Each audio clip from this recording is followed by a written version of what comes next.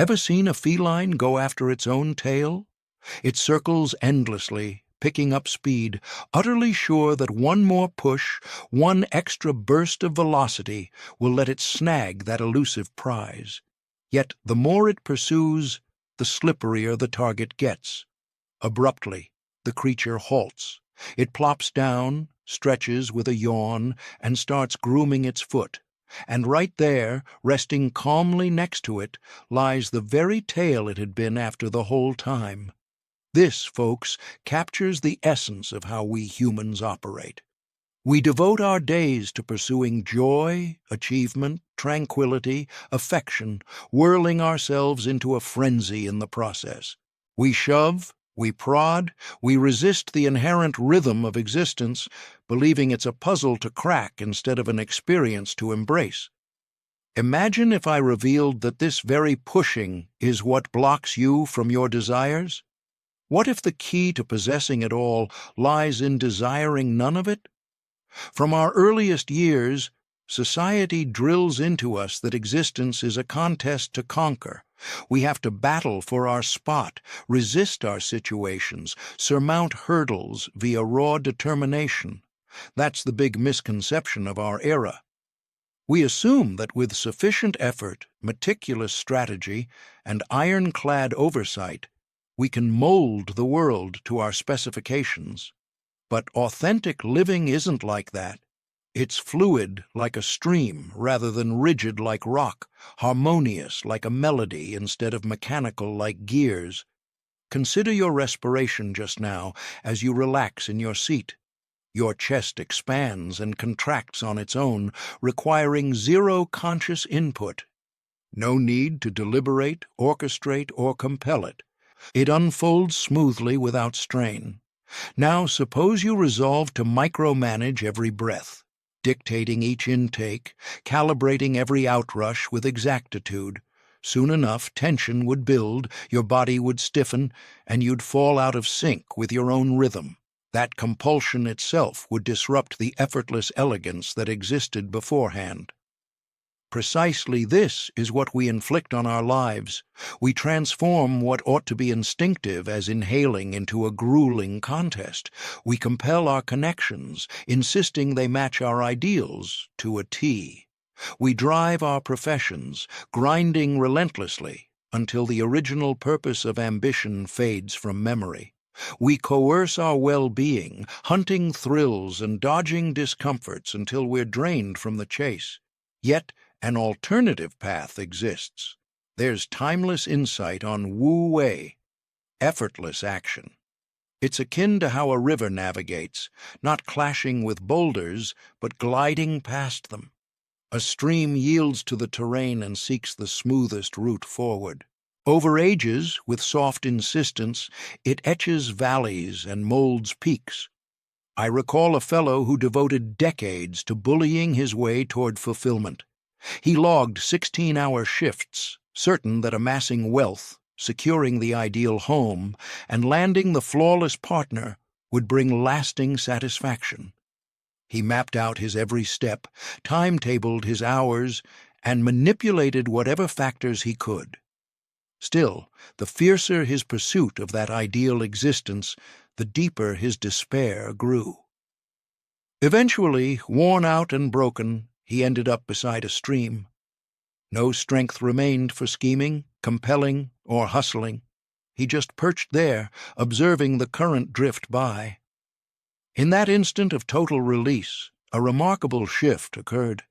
He experienced serenity unlike any before, a quiet ease unrelated to his surroundings. How does that align now? It truly does. He encountered tranquility he'd never felt, a fulfillment independent of his situation. The bliss he'd hunted for so long was present all along, patiently lingering under his ceaseless turmoil. This reveals the profound irony. Cease the compulsion in living, loosen your hold, and let events unfold as they will. And you'll realize the sought-after prize was never missing, just obscured by your quest for it. Let me clarify one point. By advocating against force, I don't mean lapsing into idleness or inertia. Nor do I imply avoiding initiative or drifting aimlessly without purpose. The practice of non-forcing demands far greater nuance. It involves discerning between moves born of instinctive alignment and those fueled by frantic clinging. Picture an expert bowman. As the seasoned shooter pulls back the string, power and accuracy infuse the motion. But there's no coercion, no tension, no frantic fixation on outcome. The shooter merges with the weapon, the projectile, the mark. The shot releases spontaneously at the perfect instant, akin to a mature apple dropping from its branch. That's the essence of moving without imposition. You remain able to labor, innovate, chase aspirations, but with gentle finesse. You sow the kernels and nurture them, yet refrain from yanking the sprouts to hasten their rise. You handle what falls within your reach. You can act as you see fit, then retreat and let existence unfold on its own. Yet this is where things turn fascinating. Many of us have grown so accustomed to pushing that we scarcely recognize true effortless movement. We've lost sight of how to distinguish riding the tide from battling the waves. So, how might you start spotting that distinction? Tune into your sensations during moments of effort. Forcing brings a sense of effort, tightness, an urgent craving for results to align just so. An inner dialogue often whispers urgently, quote, "In contrast, when you're in sync, vitality and purpose persist, yet it resembles enjoyment more than labor. There's an inherent ease, akin to a bird's melody or a blossom unfurling. Pushing feels like heaving a boulder up a slope. Gliding feels like catching the breeze in your sails. Each demands focus and finesse, but one resists the world's flow while the other harmonizes with it. Allow me to share the story of Sierra, an acquaintance whose realization arrived in the least anticipated manner. As an artist, she had devoted years to compelling herself toward monumental works. She'd perch before her canvas for endless hours, grappling with it in a bid to craft something monumental, validating her talent. Her output from that era came across as rigid, restrained, devoid of spark. One frustrating day, overwhelmed, she discarded her tools and stepped back. She avoided painting for weeks, yet bit by bit she resumed with casual doodles, capturing fleeting sights. A feline napping by the sill, patterns of light on a surface, her fingers cradling a mug of tea. No demands, no ambitions, no coercion. She engaged playfully, much like a kid at leisure. And then enchantment sparked. Those modest drawings pulsed with vitality, impulsiveness, allure, qualities absent from her labored epics. Upon resuming oils, she carried that essence along. Rather than chasing acclaim, she depicted what emerged naturally. And in that irony, her creations truly soared. That's the enigma of releasing control. Cease straining to embody an ideal, and you reveal your authentic self. Quit clutching at joy so fiercely, and you see your completeness was already there. Halt the compulsion to reshape existence, and it reveals wonders in its unaltered form. But let's ground this in reality. How do you embody such an approach amid a society that celebrates aggression? How do you ease off when all signals urge you to press on fiercer? Begin by seeing that much of what you believe demands force truly doesn't. Society has drilled into us the idea that we must bulldoze toward achievement. Yet triumphs born of strain seldom bring fulfillment upon arrival. We compel joy into being, but contrived bliss is mere facade. We compel bonds to endure, though ties needing perpetual pressure often signal their inherent fragility. Observe the spots in your routine where you're imposing will now. Are you clinging to draining circumstances, pretending to fit a mold that doesn't suit? Demanding others act as you envision, or engineering fixes for issues that could sort themselves? I once met a fellow distressed over his adolescent boy. The teen was flunking classes, wandering late, appearing defiant and adrift. The dad had exhausted every tactic: rigid guidelines, private instructors, stern talks, penalties. Zilch prevailed. The harder he insisted, the fiercer the pushback. At last, worn from the fray, he shifted gears. Rather than molding his child, he offered presence. Lectures gave way to hearing him out. Discipline morphed into faith. He retained his parental duties without seizing the reins. The outcome proved astonishing. Freed from endless fixes, the young man charted his path. The defiance, once alarming, emerged as his innate push toward independence. With coercion lifted, real dialogue blossomed. The fraying connection, strained by oversight, mended through openness. This illustrates my point. Easing the grip on life sparks profound shifts, not always as you foresaw or required, but as destiny intended, unhindered by your interventions. Now, consider this counterintuitive truth. Refraining from force isn't apathy. Quite the opposite. It frequently signals deeper investment, expressed anew. By relinquishing rigid results, you gain space to offer pay, close attention to the journey itself. Without that intense fixation on outcomes, you can immerse yourself more deeply in the present moment. Consider the contrast between a parent who pushes their kid to excel just to validate their own parenting skills and one who nurtures their child's development out of pure affection. The former revolves around the parent's desires, the latter prioritizes the child's happiness. The first approach breeds tension and bitterness. The second fosters security and motivation. By letting go of compulsion, you can express love more openly, since it's no longer tied to expecting particular reactions. You can perform tasks with greater efficiency, free from the weight of clinging desperately to desired results. You can enjoy leisure more vibrantly, as it ceases to feel like hidden labor. There's an ancient Taoist tale about a fellow whose horse ran away. His neighbors rushed over to console him, exclaiming, quote, "Won." Yet he merely replied, quote, The following day, the horse came back, accompanied by a herd of untamed steeds. The neighbors praised his stroke of luck, but once more he responded, quote, 3. Soon after, his son attempted to break in one of the wild horses and ended up with a fractured leg. The neighbors extended their condolences yet again and again, the man uttered. Quote, 4-4.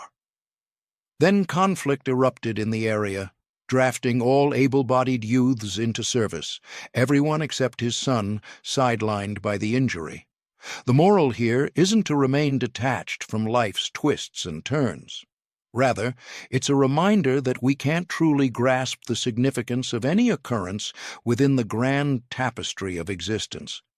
When we impose our rigid views on happenings, when we crave for events to be purely positive or negative, we overlook the profound wisdom operating beneath the surface. Existence possesses its inherent insight, its unique pace, its natural progression. By ceasing to impose our narrow agendas on this broader sagacity, we start to align with it. We can move in harmony with existence rather than battling against it. Now, regarding aspirations? What of visions and aspirations? Am I suggesting you simply float through existence without purpose or guidance? Absolutely not. Ambitions and aims can be wonderful pursuits. The key lies in how you embrace them. Do you cradle them gently, like a delicate butterfly that could take flight any time? Or do you clutch them so fiercely that you damage the very thing you aim to protect? Distinguish between favoring certain paths and obsessing over results. You can desire a specific turn of events while staying receptive to alternatives. You can pursue your objectives with dedication, yet remain intrigued by what might arise unexpectedly. You can harbor aspirations while embracing life's surprises. I encountered a woman once who, from her early years, yearned to become a physician. She poured effort into her studies, prepared rigorously for the med school admissions tests, submitted applications only to face rejection. She might have persisted stubbornly, devoting years to repeated attempts, funding costly coaching programs, letting her whole existence hinge on admission. Instead, she mourned the setback, then pondered, "What other opportunities await me now?" Ultimately, she trained as a nurse, advanced to nurse practitioner, and later launched a health center for those unable to access conventional medical services. In time, she saw that her route enabled deeper, more personal aid to far more individuals than a conventional physician's role might have. Her vision came to fruition, though not through the rigid path she once envisioned. Such is the cunning of existence. When we relinquish our constrained perspectives on what's real, reality gains room to reveal options beyond our foresight. The cosmos outstrips the ingenuity of our individual resolve. Yet, let's tackle a concern that may nag at you amid these reflections. You could worry that easing up on forcefulness will lead to slothfulness. Might you forfeit your drive, your sharpness, your capacity for accomplishment? This anxiety is widespread, rooted in the false notion that compulsion is the sole counter to inertia. Reflect on this instead. What invigorates you more? Engaging in pursuits that arise organically from your passions and talents, or compelling yourself into disliked tasks out of obligation? What yields superior outcomes? Efforts born of authentic zeal and innate aptitude, or those driven by dogged resolve and coerced exertion? Ceasing to force doesn't diminish your strength. It unveils your authentic strength, supplanting the fragile, draining force of sheer willpower that demands perpetual upkeep. You tap into the effortless, sustainable energy of instinctive movement. Rather than resisting existence, you harness its inherent momentum to fulfill what genuinely matters. This shift isn't instantaneous. Many of us have compelled ourselves for ages, losing touch with our innate cadence. We've resisted the flow for countless years, forgetting embrace that sensation of moving along with the current. Mastering the skill of letting go rather than pushing is similar to figuring out how to stay afloat. Initially, easing up and relying on the water to support you can seem frightening. Yet, once you realize that loosening your grip actually enhances your buoyancy instead of diminishing it, a shift occurs. So, what's the way to start honing this practice of avoiding force? Begin modestly. Spot those minor spots where you're exerting effort needlessly. Perhaps you're straining in discussions, striving overly to seem engaging or noteworthy. Instead, opt for simply hearing the other out, showing real interest in their perspective. Or maybe you're battling through congestion on the road, resisting each stoplight and lagging vehicle. Consider embracing the existing rhythm, employing that moment to inhale deeply or observe your environment. Tune into your physical state. Pushing inevitably builds bodily strain. Your neck stiffens, your teeth grind, your breaths turn brief. Spotting this tightness serves as a cue that you're resisting the natural rhythm rather than joining it. Inhale slowly. Release your neck muscles and ponder. Quote 6. Observe the nature of your mind when you're exerting mental pressure. They often carry an urgent, looping feel. It must succeed. It must succeed. It must succeed. Or, why the delay here? Or, by this point, I ought to have advanced more. Such notions act like psychological knots, breeding distress without advancing progress. When you detect this inner compulsion, swap the insistent ideas for inquisitive ones. Swap It must succeed with, "I'm curious about the outcome." Replace "why the delay" with "what lesson hides in this tempo." Instead of "I ought to have advanced more," ask precisely "where do I stand at present?" However, the key insight about refraining from force is that it isn't about passivity. It's about shifting to adaptability over knee-jerk reactions. It's about discerning the demands of the present instead of overlaying your fixed plans on every circumstance. At times, it demands pause, and you settle in without remorse or unease. Other times, it urges voicing your thoughts, or holding silence, or advancing steadily, or stepping away. The skill lies in sensing the requirement intuitively, not predetermining what you believe ought to occur. Such adaptability demands a level of focus that society seldom nurtures. We're conditioned to stay occupied, to perpetually act, to cram each instant with tasks or distractions. Yet, true responsiveness needs room, calm, the capacity to heed life's quiet undercurrents. It's akin to contrasting a non-stop chatterer with someone who times their words wisely, knowing when to contribute and when to absorb. The incessant speaker might utter plenty, but seldom delivers substance, since they're ignoring the dialogue's true needs. The attuned individual utters fewer words, yet when they do, those carry weight, because they're synchronized with the instant. Existing without compulsion follows this pattern. You engage less, but your actions prove more potent since they harmonize with emerging possibilities. You expend less vitality, yet achieve greater results by partnering with existence's momentum rather than opposing it. Let me recount one final tale. This one's from my own life. Long back, I wrestled with a writing project. Facing a due date, I hunkered over my keyboard for endless hours, compelling output from myself. But all that emerged seemed flat, devoid of spark, inauthentic. The more I pressed, the poorer the quality. I was stuck in a loop of coercion, yielding only irritation. At last, I surrendered. I stepped away from my workspace and strolled along the shore. I wasn't aiming to crack the writing snag. I sought no muse. I was merely ambling, allowing the sea's cadence and the grit underfoot to occupy my senses.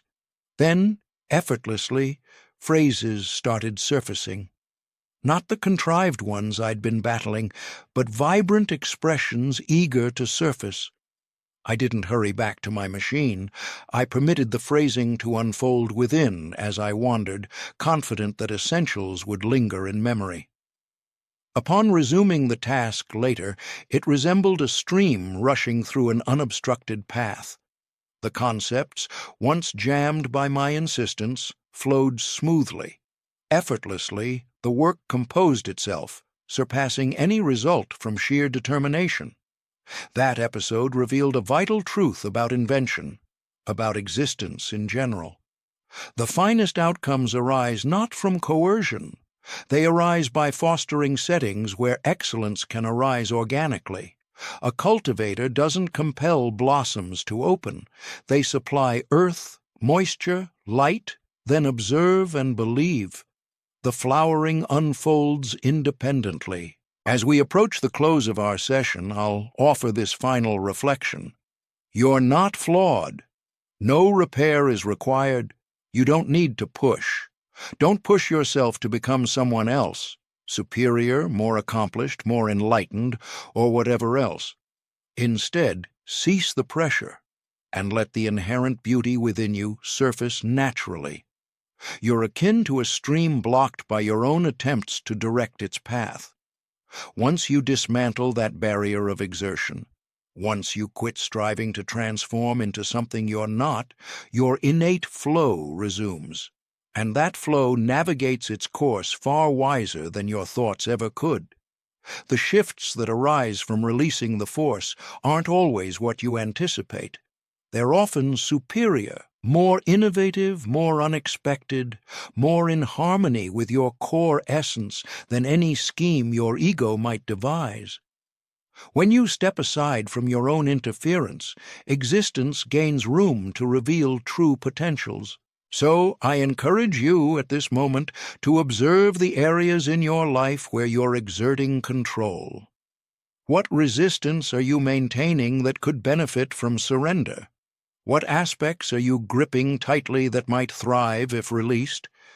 What conflicts are you waging that could dissolve on their own if you set aside your defenses?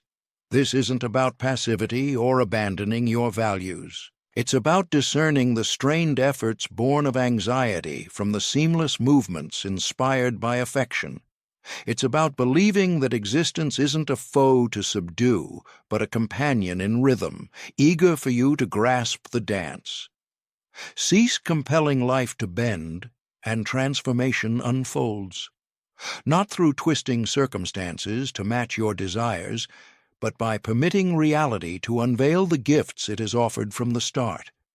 Those gifts are invariably more exquisite, more fitting, more precisely suited to your needs than any outcome you might impose.